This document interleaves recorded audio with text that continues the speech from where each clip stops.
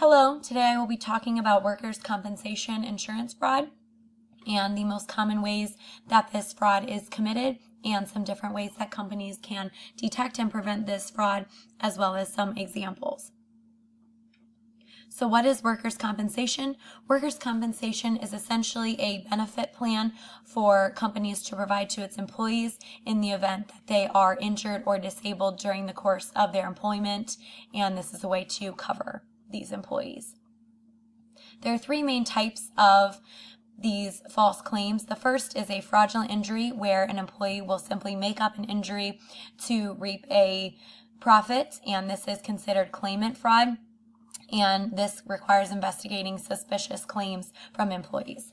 Second is over-exaggerating injuries. So an employee will take an otherwise minor injury and blow it out of proportion to file claims for additional medical attention, and this is considered a bogus claim. And the third main type of workers' comp insurance fraud is injuries outside of work. So this could be a car accident or working on a roof and getting hurt, just something outside of work that an employee will use workers' comp insurance to cover this injury. There are a few different ways to detect workers' comp insurance fraud. The main is to hire a private investigator to investigate any suspicious or seemingly false claims. Next, you can look at the timing of a claim if it seems to be suspicious, or you can investigate inconsistent descriptions.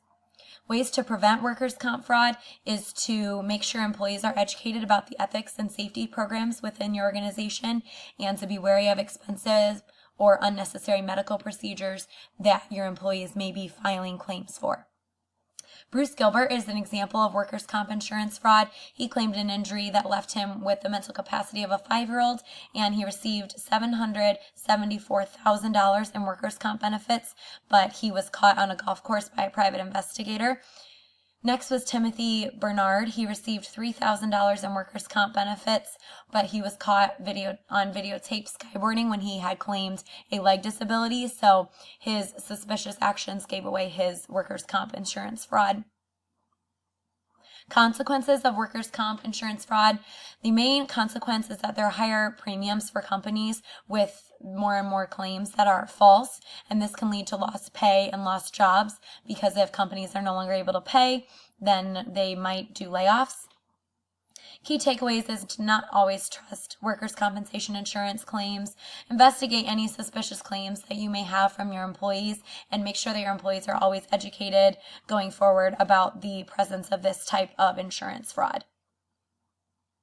These are the references and sources that I used to find this information, and I will take any questions that you may have, and I thank you so much for your time.